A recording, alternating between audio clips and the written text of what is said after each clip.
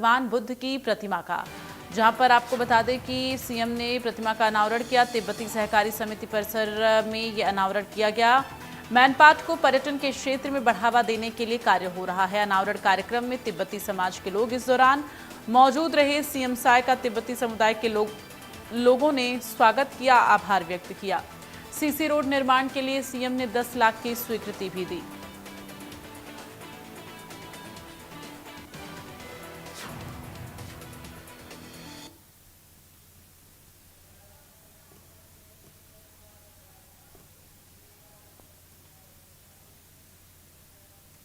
तो तिब्बती सहकारी समिति परिसर में मुख्यमंत्री के द्वारा प्रतिमा का अनावरण किया गया। मैनपाट में पर्यटन क्षेत्र को बढ़ावा देने को लेकर चर्चा की गई।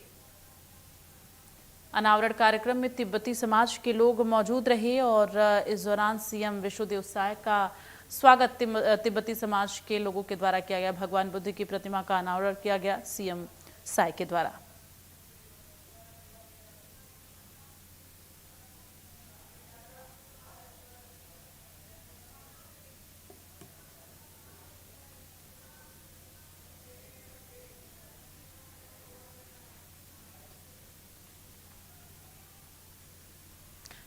मैनपाट में बीजेपी के शिविर का आज तीसरा और अंतिम दिन है। इस मौके पर रायपुर सांसद बृजमोहन अग्रवाल से खास बातचीत की है।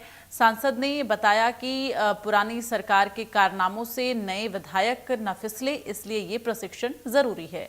देखिए और क्या कुछ उन्होंने कहा।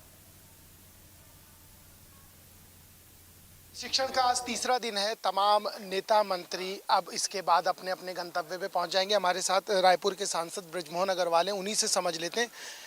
सबसे लंबा अनुभव आपका राजनीति का है, अंदर जो चल रहा है उसमें आपका अनुभव और जो नए लोग हैं वो किस तरीके से सामंजस्य बैठा रहे हैं?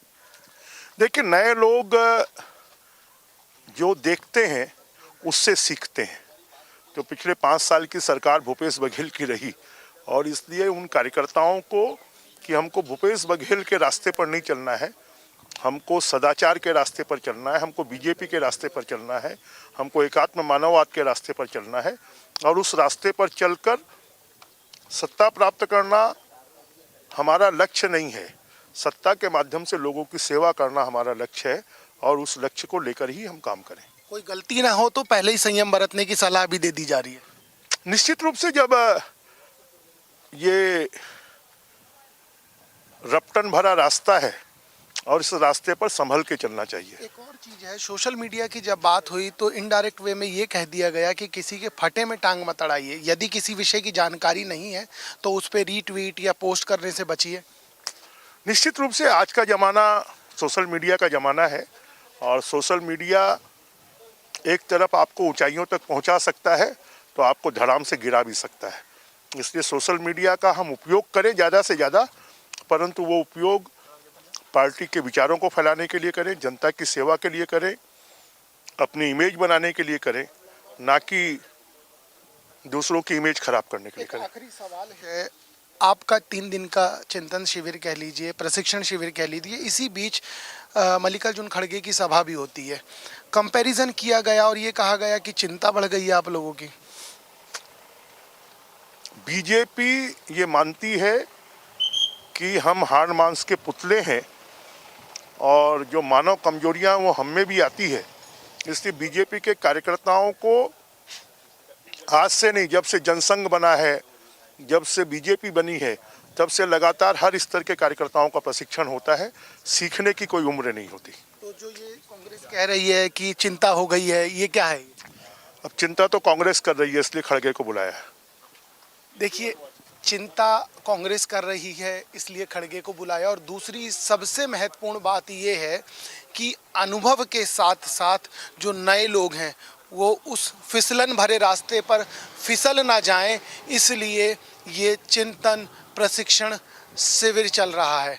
और इसकी वजह भी यही है कि पुरानी सरकार से कंपैरिजन करके ये कहा जा रहा है कि यदि ये फिसल गए तो अपना तो नुकसान करेंगे ही, पार्टी का भी नुकसान कर देंगे। ये नुकसान ना हो इसलिए पहले सिखाया, समझाया और बताया जा रहा है। इस समय सहयोगी महावीर साहू, जगजीत सिंह और आकाश प्रधान के साथ दीपक विश्वकर्मा, इंडिया न्यूज़, मैनपाट। मैनपाट में बीजेपी के प्रशिक्षण शिविर के दौरान एक वीडियो सोशल मीडिया पर वायरल हो रहा है। आपको बता दें कि वीडियो में बीजेपी